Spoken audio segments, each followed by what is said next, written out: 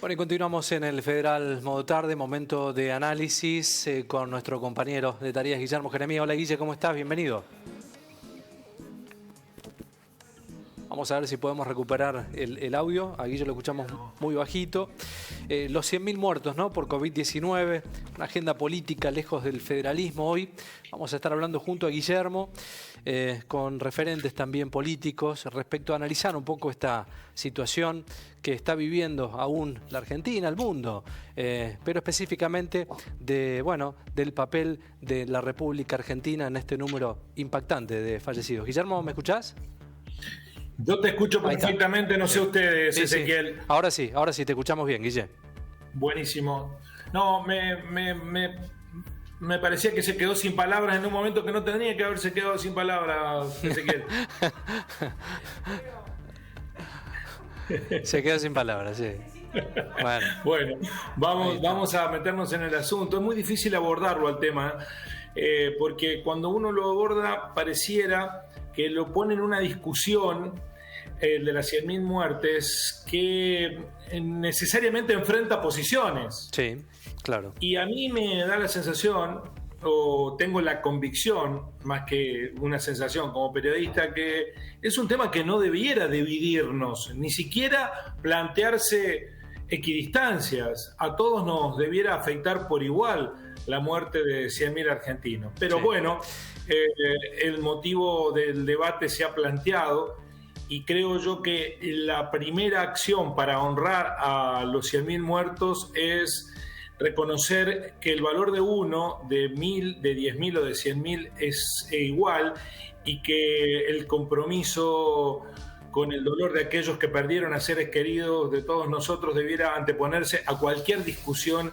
en torno a esta cuestión. Dicho esto, sí, es muy difícil, siento mi postura, después escuchamos a los invitados, y contrafáctico establecer si se podrían haber hecho mejor las cosas, seguramente, pero eso no necesariamente garantiza evitar la cantidad de muertos. Países que hicieron las cosas distintas a la Argentina tienen igual o mayor cantidad de muertos que Argentina, y otros que hicieron peor las cosas que Argentina tienen menos cantidad de muertos. Entonces, es muy difícil e imprevisible esta pandemia, pero vamos al análisis, si te parece, Ezequiel. Así es, vamos a recibir a Hugo Larricha, dirigente del partido Mendo Exit, y a Luciana Echeverría, legisladora del MTS Córdoba. Agradecerles, bienvenido, muy buenas tardes. ¿Qué tal? Buenas tardes. Buenas tardes. Bueno, saludarlos junto a nuestro compañero Guillermo. Primera pregunta es ¿cómo llegamos a esta situación? Nos gustaría el análisis de cada uno de ustedes. Si quieren, comenzamos por Luciana. Bueno, sí, creo que si bien nadie se esperaba una pandemia de esta magnitud y de estas características, lo cierto es que con el sistema que tenemos de producción capitalista y el estado de hacinamiento en un montón de ciudades, era un escenario propicio para esto, y nos encontró con los sistemas de salud públicos completamente vaciados y desmantelados, ¿no? Entonces creo que esto ha sido algo que ha pasado no solo en nuestro país, sino en el resto de los países, justamente por una lógica que siempre plantea a la salud no como un derecho básico que hay que garantizar para todas las personas, sino también como un nuevo reducto para que algunos pocos hagan negocios, ¿no? Y la verdad que uno se pregunta cómo puede ser que en esta situación donde tenemos millones de muertos a nivel mundial todavía se pongan dudas si se tienen que liberar o no las patentes de las vacunas, que un puñado de laboratorios estén, obteniendo ganancias de un bien tan esencial como el de las vacunas. Hoy tenemos el 90% de las vacunas, más allá de que se está mostrando una especie de progreso en el proceso de vacunación, ¿no es cierto?, que el 90% de las vacunas están concentradas en las grandes potencias. En Argentina tenemos solo el 11% de la población con las 2 dosis de vacuna, ¿no? Y Argentina, más allá que, por supuesto, si uno se compara con Brasil, con la gestión Bolsonaro, uno puede decir que hubo una mejor gestión, pero hay un montón de aspectos sumamente criticables, ¿no? Y desde ese lugar me parece que, porque Argentina está en el número 11 en la cantidad de muertos a nivel mundial, en el 8º lugar en la cantidad de contagios. Entonces me parece que eso sí tiene que ver con las políticas públicas que se han impulsado tanto del gobierno nacional como también del provincial, y también de cómo se ha utilizado la pandemia por otros espacios políticos, ¿no? Que lamentablemente han hecho de esto, digamos, un enfrentamiento, y se ordenaron por eso y no por las necesidades realmente de proteger la salud de todas las personas. Hugo. Yo creo que el número de 100.000 muertos coincido que, a ver, yo he enterrado gente muy querida y cada uno duele, pero el número de 100.000 muertos, si bien es simbólico, se tiene que medir por billón de habitantes. Para evaluar la eficiencia o la deficiencia de una gestión se tiene que medir en cuántos muertos por millón hubo. Estamos peor que el Brasil de Bolsonaro. Tenemos más muertos por millón de habitantes que el Brasil de Bolsonaro, que es puesto como el peor ejemplo. Yo no creo que acá la pandemia no distingue ideologías. La forma de enfrentar eso sí lo distingue. Hay quienes creen que una pandemia no es una excusa para que el gobierno viole libertades, que las libertades son sagradas. Y hay quienes tienen una concepción más fascista en donde ante el temor el gobierno puede restringir derechos, restringir libertades. Yo creo que la Argentina ha hecho todo lo mal que se puede hacer. Desde negociar muy tarde y muy mal la llegada de vacunas, ser engañado quizá en buena fe por AstraZeneca, que no cumplió con la entrega, ser engañados por los rusos de Sputnik, que todavía no llegan las segundas dosis cuando se han vencido los plazos, no negociar con todos los que tienen que negociar, la discusión que planteaba Luciana sobre las patentes, etcétera, y la propiedad es una discusión ideológica para otro momento. En este momento necesitábamos las vacunas y no las trajeron. Y cuando las trajeron, lo primero que hicieron fue vacunarse entre ellos. Esto ha sido un desastre y hay que hacer responsable a quien condujo el desastre. El sistema de salud de Mendoza no estuvo nunca colapsado, nunca estuvo devastado, estaba en condiciones normales para lo que es la Argentina. Nos preocupamos los mendocinos por mejorar los sistemas, inclusive hubo una compra de 50 respiradores antes de que haya ningún contagiado, que el gobierno nacional los interceptó y no los dejaron llegar. Y nos olvidamos todos los argentinos, por temor, que vivimos en un país federal y que la salud pública, nunca jamás las provincias delegaron esa potestad en la nación argentina. El artículo 121 de la Constitución Nacional dice que las provincias se reservan todas aquellas atribuciones que no le hayan cedido en esta Constitución a la nación. Ni Córdoba, ni Mendoza, ni Corrientes, ni nadie le cedió el manejo de la salud pública a la nación.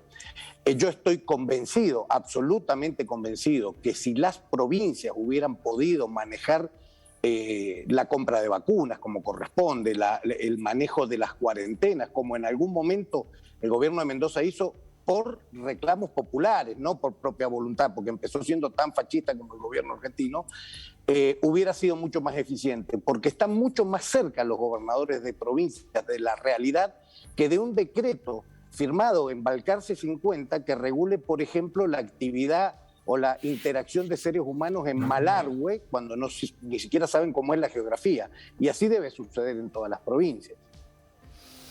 Guillermo. Sí, no, yo tengo un matiz respecto de la cuestión de las comparaciones estadísticas, porque para mí siempre son caprichosas y no coincido con el dirigente mendocino respecto de esas comparaciones, porque si decimos que vamos a comparar a Argentina, se podría comparar con Bélgica, que tiene mayor cantidad de muertos que por millones de habitantes que Argentina, o con Uruguay, que tiene mayor cantidad de muertos que Argentina. Entonces esas comparaciones son caprichosas y no coincido tampoco en esta idea de no discutir el tema de las patentes, porque para mí está la clave allí de por qué no hubo en el mundo un acceso igualitario a las vacunas. Si no se discute eso en este momento de pandemia, y en esto coincido con la dirigente política cordobesa, ¿cuándo se va a discutir? ¿Cuándo lo vamos a discutir? ¿Cuándo la humanidad, con 4 millones de muertos, va a discutir el acceso igualitario a la salud?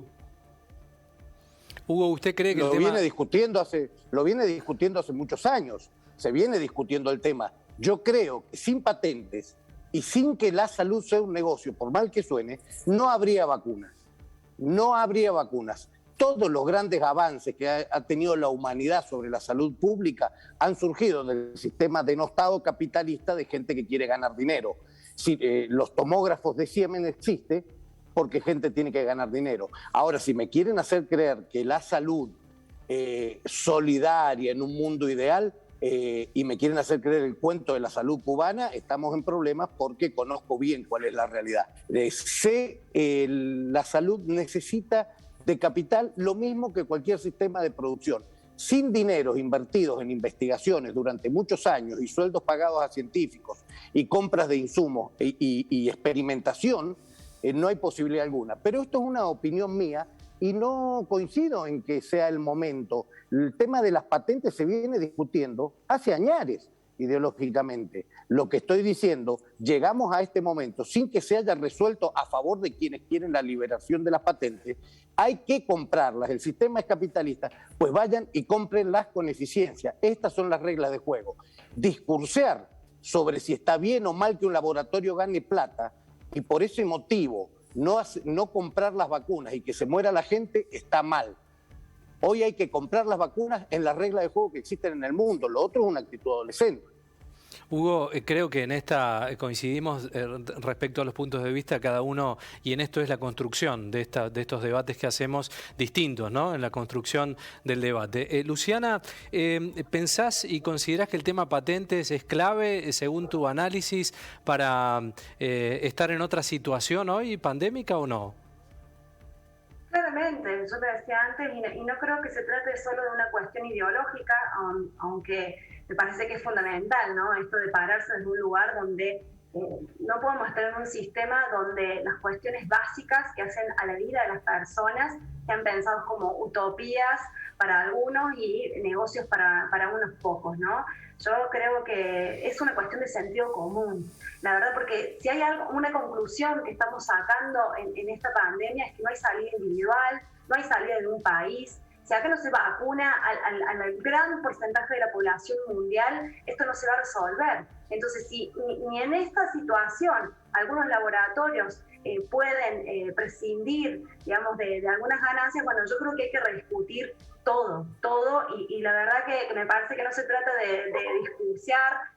Creo que, por ejemplo, de hecho, una de las cosas que ha pasado es que el financiamiento de las investigaciones que se venían haciendo para este tipo de virus hace unos años, justamente se frenaron porque había que salvar los bancos, hace unos años en algunas de las crisis económicas. Digo, ¿cuántas personas han sido formados y cerebros que han sido formados por la universidad pública y que después se van justamente al exterior y que sirven para los laboratorios privados? Yo creo que nosotros tenemos todas las condiciones, lo dijimos en un principio, de hacer la producción local de vacunas en nuestro país. Se nos dijo, se nos mintió descaradamente diciendo que no se podía envasar y fraccionar. Bueno, ahora Richmond lo está haciendo como si nada. Teníamos un laboratorio en Sigma que estaba produciendo millones de vacunas con nuestra plata, porque nosotros ya habíamos pagado esas vacunas y se fueron a Estados Unidos y a Europa. Digo, otros países, frente al incumplimiento de algunos laboratorios, se pararon y dijeron, bueno, de acá las vacunas que se producen en el país no salen. Digo, me parece que se podrían haber hecho muchas cosas para poder llegar en otras condiciones a esta pandemia, ¿no? Entonces, me parece que en nombre de la libertad, digo, porque nadie quiere perder libertades, ¿no? Creo que acá la discusión no es si restricciones sí o restricciones no. Creo que la discusión pasa porque haya un Estado presente para la asistencia económica que era necesaria para todos los sectores más postergados, porque obviamente nadie puede culpar a una persona de querer trabajar para poder comer. Digo, creo que eso es un derecho básico. Ahora, eso a nosotros, yo lo dije claramente cuando denunciamos penalmente al gobierno de Córdoba por el manejo que estaba haciendo de la pandemia. No nos pueden poner a nosotros entre elegir si cuidar nuestra salud o poder llevar un plato de comida a nuestras casas. Creo que en eso tiene que estar el Estado presente, que había fondos para destinar a esto, porque se están yendo millones de dólares al pago de una deuda externa, porque se tardaron meses en poner un impuesto irrisorio, digamos, a los millonarios cuando tenemos a sectores que no tienen las cuestiones básicamente satisfechas. Entonces, creo que este es el momento, y como bien decían recién, si no lo hacemos ahora, en una pandemia, ¿cuándo nos vamos a animar a pensar con otra matriz, ¿no? Donde realmente haya derechos garantizados para las mayorías? Digo, porque siempre se liga la idea del progreso a la cuestión, al sistema capitalista, y en realidad tenemos que discutir qué es lo que pensamos por progreso. El progreso, el desarrollo está siendo para unos pocos, porque si hoy tenemos a países enteros a los cuales no ha llegado una vacuna, bueno, entonces ahí no hay ningún desarrollo ni un mejoramiento de la calidad de vida para las personas. Guille. Sí, no, una sola idea respecto de la cuestión federal, que a mí me interesa mucho el concepto que planteaba el amigo mendocino.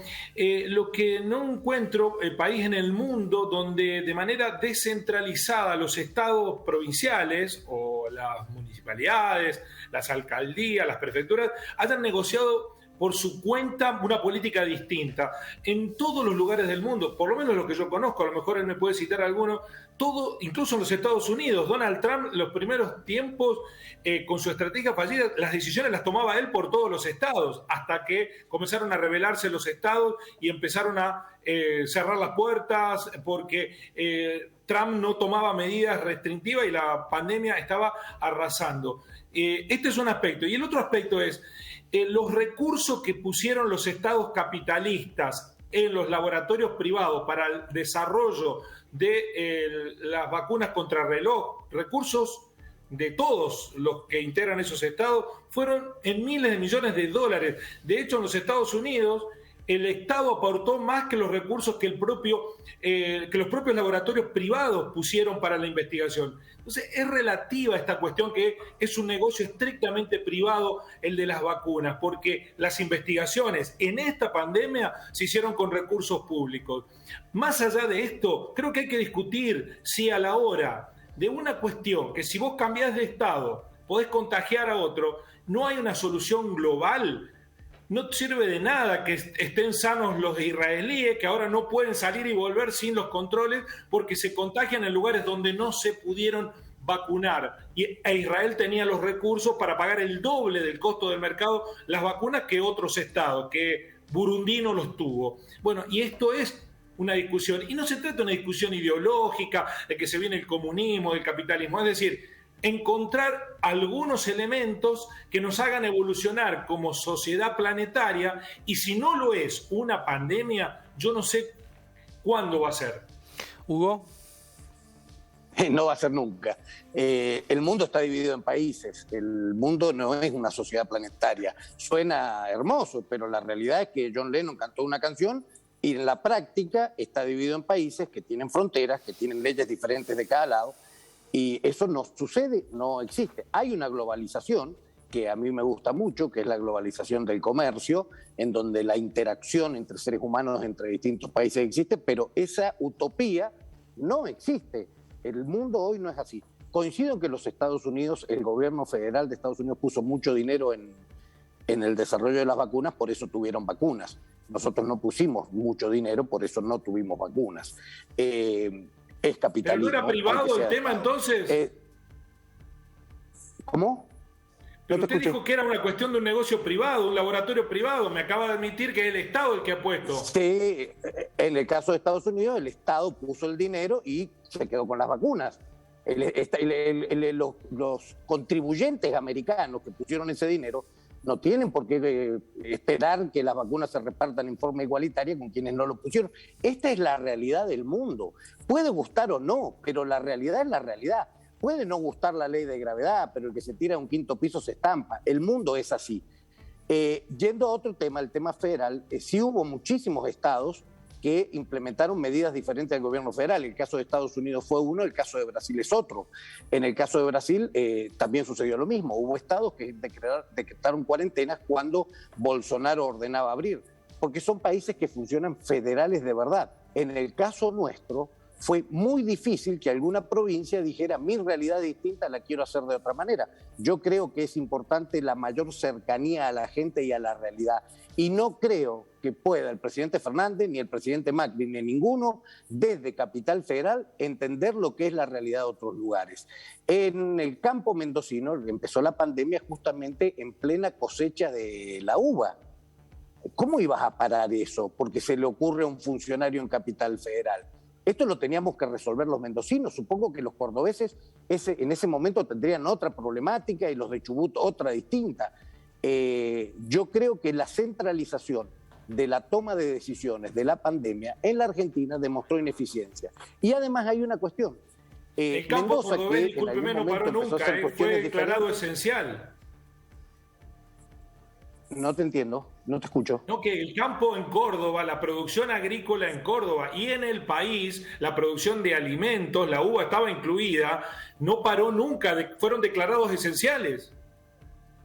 Claro, fueron declarados esenciales, pero por ejemplo acá se murieron un montón de animales porque Rodríguez A.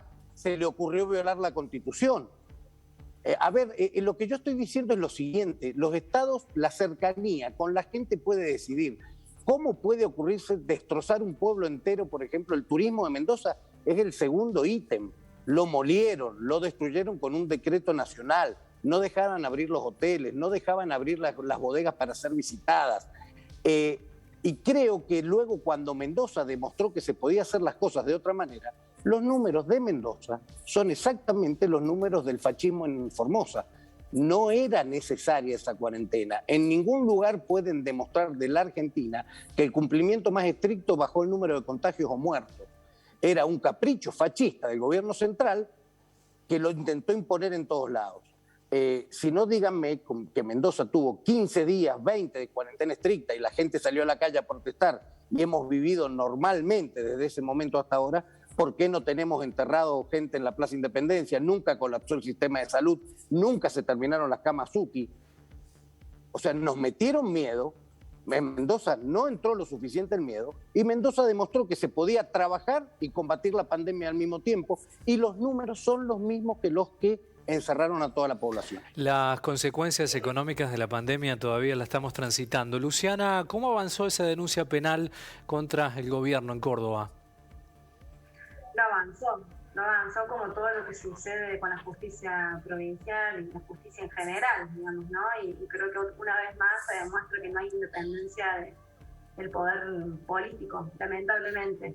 Yo creo que justamente hoy cobran más sentido que nunca estas 100.000 vidas, que hay 100.000 familias detrás de esto. Yo creo que tenemos que tomar conciencia cada vez que hablamos de la cuestión de la economía, del turismo o no, digamos, de que hay vidas de personas de por medio.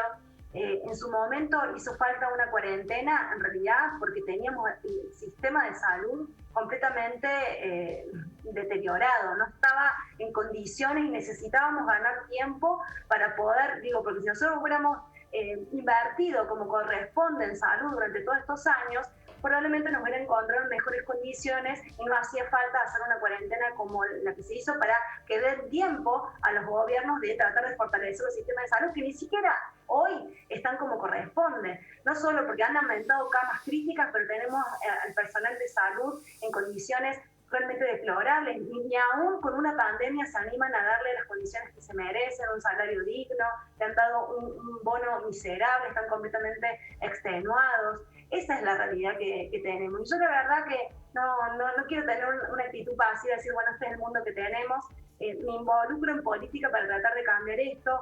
Hay países que no son para nada socialistas, que por ejemplo en este contexto de pandemia como Irlanda, decidieron unificar el sistema de salud, o sea, todos los recursos públicos y privados están unificados para poder optimizar la utilización, de toda la infraestructura sanitaria, el personal de salud. Bueno, nos parece que eso hubiera sido también una decisión acertada en nuestro país, porque hoy tenemos, la verdad, un sistema de salud completamente, tenemos repartido en tres sectores, que es el sector público, el de la seguridad social y el privado, y la verdad que los habitantes del país pagamos y financiamos los tres, pero solamente uno o dos hacen negocios con ellos. Bien, se nos acabó el tiempo, lamentablemente. Luciana Echevarría, muchísimas gracias. Hugo Larricha también, muchas gracias por el tiempo y por la predisposición.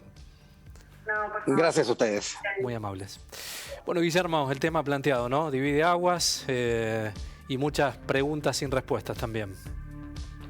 Sí, yo trato de pensar en perspectiva hacia adelante. No podemos hacer nada con los hechos consumados.